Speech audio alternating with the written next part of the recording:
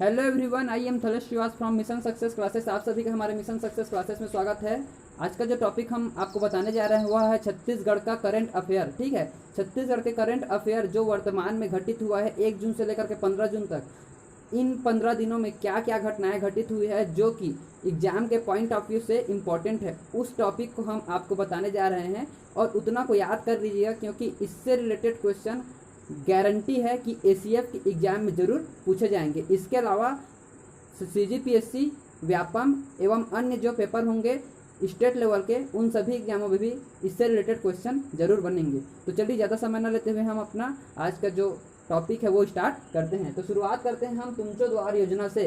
पहला टॉपिक क्या है हमारा? तुमचो द्वार योजना। ठीक है, तुमचो द्वार योजना क्या है तो मैं इसके बारे में बताना चाहूँगा कि दंतेवाड़ा जिला में वहाँ के जब अभी नए कलेक्टर के रूप में सोनी जी वहाँ पधारे हैं, अर्थात सोनी जी जब वहाँ नए कलेक्टर के रूप में अभी उभरे, तो उनके पहल में, उनके नेतृत्व में क्या किया गया कि बैंक संगवारी द्वारा उनके माध्यम से घर घर जाकर लोगों को पेंशन और मनरेगा के तहत जो कार्य हैं उनका पैसा राशि भुगतान किया जाएगा। अर्थात आप यदि मान लीजिए कि मनरेगा में काम किए हैं, दंतेवाड़ा जिले से आप बिलोंग करते हैं और आप मनरेगा में काम किए हैं, अथवा आपको किसी भी प्रकार का पेंशन मिलता है, या तो वृद्धावस्था में तो वृद्धा पेंशन, या फिर विधवा के रूप में पेंशन, या फिर उसके अलावा विकलांग है तो उसके लिए पेंशन। तो इस प्रकार के जो पेंशन है, या इसके अलावा यदि आप मनरेगा में काम किए हैं तो उनसे संबंधित जो भी पैसा आपका रुका हुआ है उसके लिए आपको अब बैंक जाने की ज़रूरत नहीं है, अपितु उसके जगह पर क्या होगा कि बैंक के जो कर्मचारी हैं वे आपके घर जाकर आपको आपके पैसे का भुगतान करेंगे। यह योजना ही क्या कहलाती है? तुमचो द्वार योजना। तो देखते हैं, तुमचो द्वार योजना दंतेवाड़ा में है। दंतेवाड़ा बैंक संगवारी के माध्यम से यह योजना चलाई जा रही है, जिसका पहल किन्होंने किया? कलेक्टर सोनी द्वारा किया गया, और इसके अंतर्गत मनरेगा और पेंशन हितग्राहियों को भुगतान किया जाएगा। ये हो गया हमारा पहला टॉपिक। दूसरा टॉपिक है जैन तीर्थंकर भगवान चंद्रप्रभ। जैन तीर्थंकर भगवान चंद्रप्रभ के बारे में जानकारी प्राप्त होती है कि ये जैन धर्म के 8वें तीर्थंकर रह चुके हैं, और इनकी पद्मासन प्रतिमा हमारे देश में सबसे बड़ी इनकी पद्मासन प्रतिमा अभी बनने जा रही है, जो कि 21 फीट की होगी।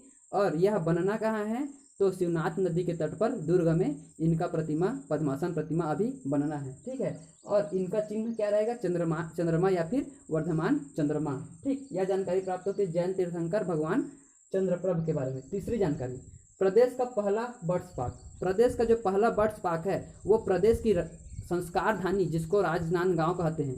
प्रदेश का संस्कार धानी किसे कहते हैं? राजनांदगांव। तो प्रदेश की संस्कार धानी राजनांदगांव के अंतर्गत आने वाले बसंतपुर में प्रदेश का पहला बर्ड्स पार्क बनने जा रहा है। और यह कितने भूमि पर बनेगा? तो 5 एकड़ की भूमि पर प्रदेश का पहला बर्ड्स पार्क बनेगा। ठीक है, चौथी जानकारी, बम्भिंडी एवं बाराद्वार। बम्भिंडी और बाराद्वार अब 2 नए तहसील के रूप में उभर कर आ रहे हैं, और ये कहाँ बनेंगे? तो जांजगीर जिले के अंतर्गत। चूँकि जांजगीर जिले के अंतर्गत पूर्व में क्या था? 10 तहसील था, और 10 तहसील के साथ यह सर्वाधिक तहसीलों वाला जिला था हमारे पूरे प्रदेश में। अब 2 नए तहसील और उभर कर आ गए हैं। कौन कौन से? बम्भिंडी और बाराद्वार। बम्भिंडी और बाराद्वार के 2 नए तहसील बनने के पश्चात अब जांजगीर जिले में तहसीलों की संख्या हो जाएगी 12। याद रखिएगा, तहसीलों की संख्या कितनी हो जाएगी? 12। और यह भी बता देना चाहूँगा कि बम्भिंडी के अंतर्गत 50 ग्राम, जबकि बाराद्वार के अंतर्गत 39 ग्राम दिया जाएगा। ठीक है, इसके अलावा बम्भिंडी जो है तहसील बनने से पूर्व चांपा तहसील के अंतर्गत, और बाराद्वार तहसील बनने से पूर्व शक्ति तहसील के अंतर्गत आने वाला ग्राम था। ठीक है, अब इस प्रकार से बम्भिंडी और बाराद्वार दोनों नए तहसील का निर्माण के पश्चात क्या हो गया? जांजगीर जिला सर्वाधिक तहसीलों वाला जिला हो गया, और तहसीलों की संख्या कितनी हो गई जांजगीर जिले में? तो 12 तहसील।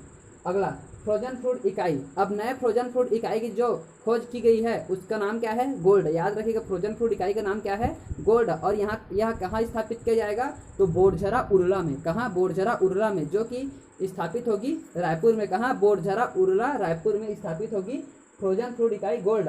और इसके लिए निजी क्षेत्र का चयन किया गया। निजी क्षेत्र कौन? गोयल ग्रुप ऑफ कंपनीज द्वारा। गोयल ग्रुप ऑफ कंपनीज द्वारा बोरझरा उरला में फ्रोजन फ्रूट इकाई गोल्ड स्थापित की जाएगी। इसके पश्चात हमारी जानकारी प्राप्त होती है वनोपज संग्रहण के बारे में।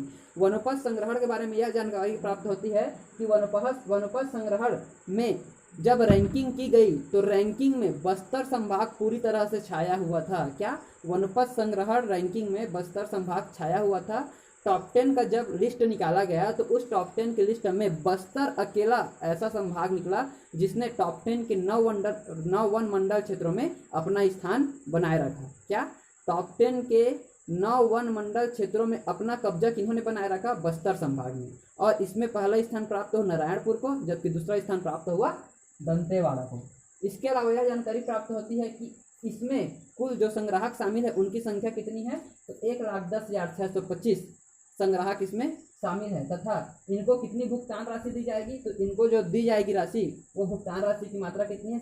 27 करोड़ 34 लाख से अधिक। कितना? 27 करोड़ 34 लाख से अधिक की राशि भुगतान की जाएगी। ठीक है, ये जानकारी प्राप्त होती है वनोपज संग्रहण के बारे में। इसके पश्चात देखते हैं, अच्छा एक और चीज छूट रहा था, 31 मई रिपोर्ट। 31 मई का जो रिपोर्ट आया, यह रिपोर्ट किन्होंने दिया? छत्तीसगढ़ वनोपज संघ द्वारा। छत्तीसगढ़ लघु वनोपज संघ द्वारा जो रिपोर्ट जारी किया गया उसके अनुसार टॉप 10 में से 9 स्थानों पर बस्तर ने क्या किया था? कब्जा किया था। ठीक है, आगे देखते हैं। अगला हमारा टॉपिक है मुख्यमंत्रियों की रैंकिंग। मुख्यमंत्रियों के रैंकिंग के अंतर्गत मैं आपको बता दूं कि केंद्र सरकार द्वारा कुछ ही समय पहले मुख्यमंत्रियों की रैंकिंग की गई, जिसमें क्या हुआ कि टॉप 10 में से टॉप 10 जो लिस्ट निकला उसमें से दूसरा स्थान प्राप्त हुआ हमारे छत्तीसगढ़ के मुख्यमंत्री को। क्या? टॉप 10 का जो लिस्ट निकला सीएम का, ठीक है, सीएम अर्थात मुख्यमंत्रियों का जो लिस्ट जारी किया गया केंद्र सरकार द्वारा, उस टॉप 10 में से दूसरा स्थान प्राप्त हुआ हमारे मुख्यमंत्री, छत्तीसगढ़ के मुख्यमंत्री को।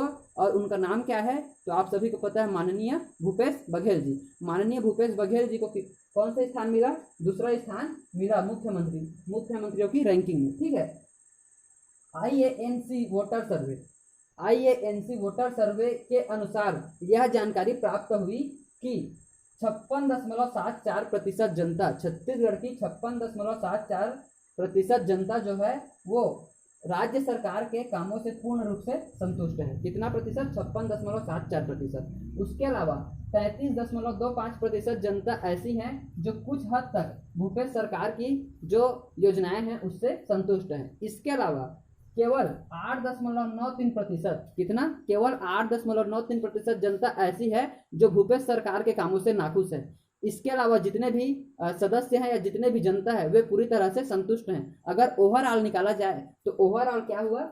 ओवरऑल संतुष्ट जनता की संख्या कितनी है? 81.06%। कितनी? 81.06% जनता भूपेश सरकार के कामों से पूर्ण रूप से संतुष्ट है। छत्तीसगढ़ की 81.06% जनता भूपेश सरकार के कामों से पूर्ण रूप से संतुष्ट है। ठीक है, इसके अलावा ये तो दूसरे स्थान पर है टॉप 10 में।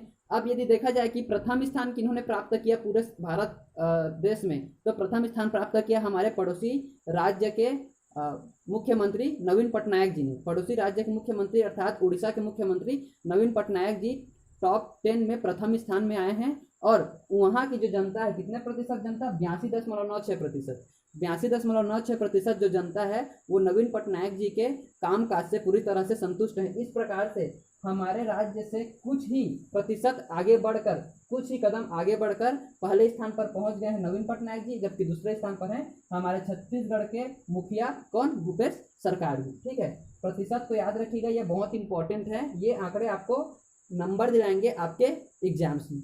इसके पश्चात आगे बढ़ते हैं तो आगे हमें देखने को मिलता है अगला हमारा टॉपिक राम वन गमन पथ से केंद्र द्वारा यह जारी किया गया कि स्वदेश दर्शन योजना में क्या किया जाए? उन्हें जोड़ा जाए। हमारे राज्य द्वारा क्या यह लागू किया गया था कि राम वन गमन पथ जो है उसको स्वदेश दर्शन योजना में शामिल करने के लिए केंद्र से आग्रह किया गया था। राज्य सरकार द्वारा यह आग्रह किया गया कि स्वदेश दर्शन योजना में राम वन गमन पथ को क्या किया जाए? ऐड किया जाए। तो चलिए देखते हैं राम वन गमन पथ के बारे में। जो राम वन गमन परिपथ है उसकी कुल लंबाई कितनी है? तो कुल लंबाई है 2260 किलोमीटर। कितनी है? 2260 किलोमीटर। याद रखिएगा, राम वन गमन पथ की कुल लंबाई कितनी है? 2260 किलोमीटर। और इस पर लगने वाले कुल खर्चों के बारे में यदि योजना की जाए तो योजना अनुसार कुल खर्चा कितना इसमें भुगतान किया जाएगा? 137.45 करोड़। कितना? 137.45 करोड़ रुपए इस पर लागत लगेगी, ऐसा अनुमानित किया गया है। ठीक है, इसके अलावा छत्तीसगढ़ राज्य सरकार द्वारा क्या किया गया? 9 स्थानों को पहले चरणों में किया जाएगा विकसित। 9 स्थानों को चयन किया गया है जो पहले चरण में क्या किए जाएंगे? विकसित किए जाएंगे। वे 9 स्थान कौन कौन से वो भी देख लेते हैं। कोरिया का है सीतामढ़ी हरचौका। कौन से स्थान? कोरिया जिला में सीतामढ़ी हरचौका। इसके अलावा अंबिकापुर में रामगढ़। तीसरा जांजगीर चांपा जिले में शिवरी नारायण। बलौदा बाजार में तुरतुरिया, रायपुर में चंद्रखुरी और गरियाबंद में राजिम, ठीक है। धमतरी में सिहावा सप्त ऋषि आश्रम, बस्तर में जगदलपुर और सुकमा में रामाराम। इस प्रकार से यहाँ के कुल 9 स्थानों को पहले चरण में शामिल किया गया है और इसके पश्चात अगले जो स्थान हैं उनको अगले चरण में शामिल करने के लिए किनसे आग्रह किया गया है, तो केंद्र सरकार से आग्रह किया गया है, हमारे राज्य सरकार। अब इसके पश्चात देखने को मिलता है हमें अगला टॉपिक, छत्तीसगढ़ पुलिस प्रतीक बैच। 20 वर्षों पश्चात, छत्तीसगढ़ राज्य के गठन के 20 वर्षों पश्चात आज कुछ समय पहले क्या हुआ है, छत्तीसगढ़ के पुलिस का बैच तैयार हुआ है। सोच सकते हैं आप लोग कि 20 वर्ष छत्तीसगढ़ राज्य का गठन हो गया है, 20 वर्ष हुआ है छत्तीसगढ़ राज्य गठन का। उसके पश्चात 20 साल पश्चात आज छत्तीसगढ़ राज्य के पुलिस वालों का प्रतीक बैच क्या हुआ है, निर्माण हुआ है। तो इसमें क्या क्या शामिल किया गया है उसको देख लेते हैं, ठीक है। तो छत्तीसगढ़ के जो पुलिस हैं उनके लिए जो बैच का निर्माण किया गया है उसमें क्या क्या शामिल किया गया है, तो उसमें शामिल किया गया है ढाल, सुनहरी बॉर्डर युक्त ढाल प्रयुक्त किया गया है, यूज किया गया है, जिसमें अशोक चिन्ह अर्थात अशोक स्तंभ को उसमें यूज किया गया है। उसके अलावा उनका जो बैच रहेगा उसमें सूर्य रूपी प्रगति चिन्ह रहेगा। इसके अलावा उसमें सत्यमेव जयते का क्या रहेगा, प्रतीक वाक्य रहेगा। इसके अलावा इसमें बैसनहारना तथा आदर्श वाक्य, जो कि पुलिस वालों का आदर्श वाक्य क्या है, हमारे कानून व्यवस्था का आदर्श वाक्य परित्राणाय साधु नाम।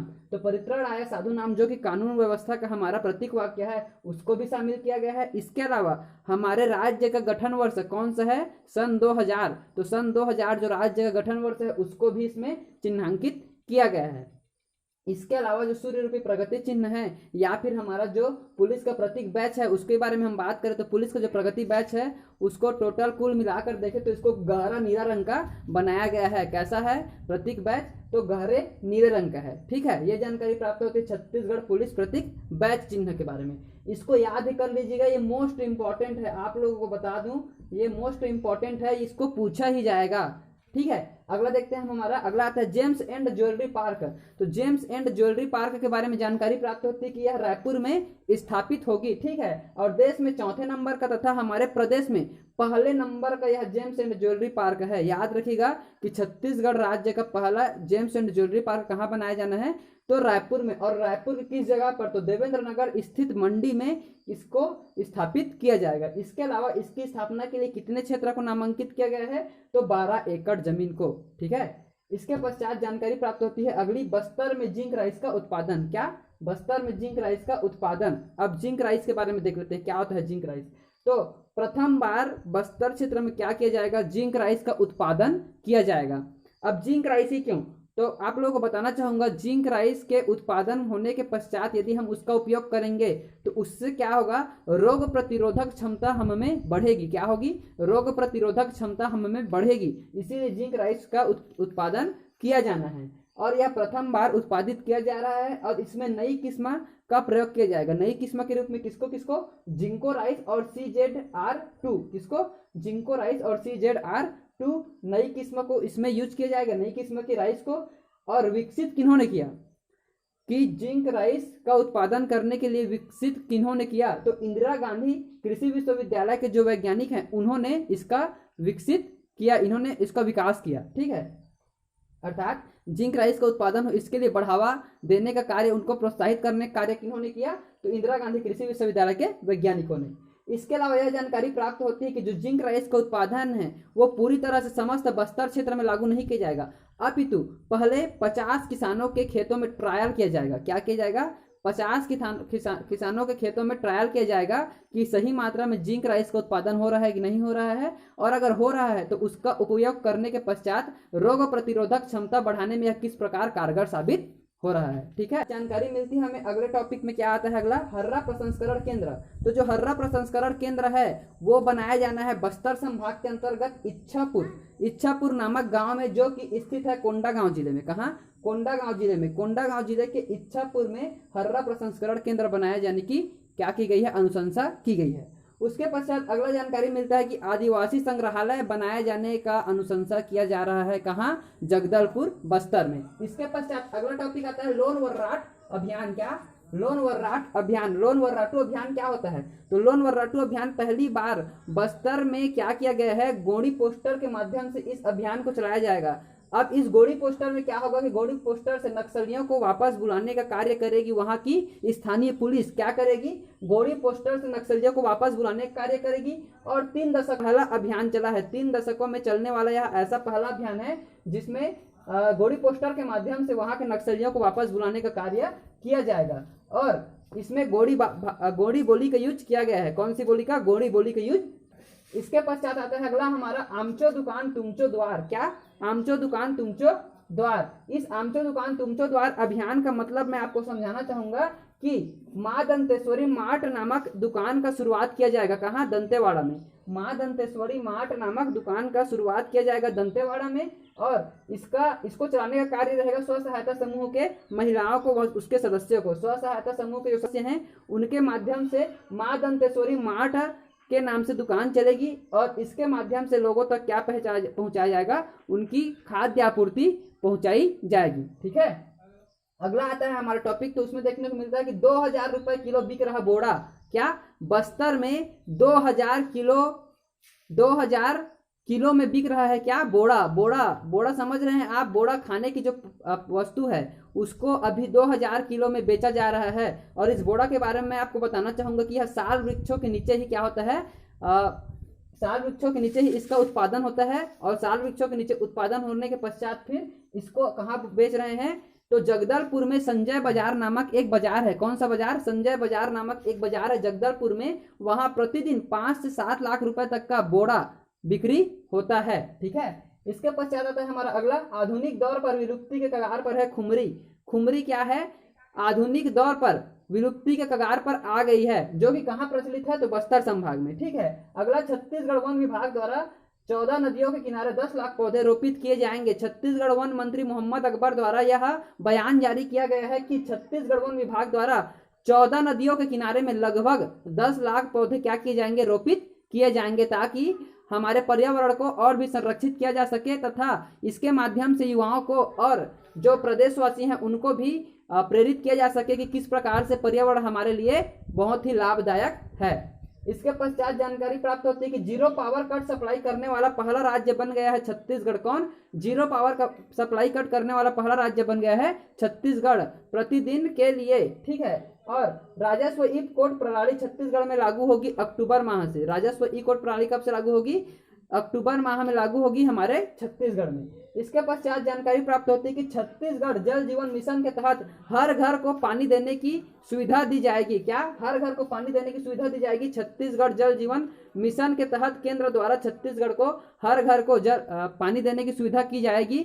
इसके लिए केंद्र ने 3500 करोड़ रुपए क्या किए हैं? पास किए हैं, जिसमें से पहले चरण में 445 करोड़ रुपए छत्तीसगढ़ सरकार को दिया जा चुका है। इस प्रकार से हमारे करंट अफेयर जो थे इस महीने के प्रथम सप्ताह और द्वितीय सप्ताह के जो करंट अफेयर थे उसको हमने एक साथ जोड़कर आपको बता दिया है। इसके पश्चात करंट अफेयर बनेगा उसको हम आपको महीने के अंत में बता देंगे। किंतु यदि हमारे चैनल में कोई नए यूजर होंगे तो मैं उनको बोलना चाहूँगा कि हमारे चैनल को लाइक शेयर सब्सक्राइब करना ना भूले। इसके अलावा जो मैं इसमें इंपॉर्टेंट टॉपिक अभी बताया हूँ उन सभी को याद कर लें। आपके ACF के एग्जाम में मोस्ट इंपॉर्टेंट है, इसको पूछा ही जाएगा। ठीक है। धन्यवाद।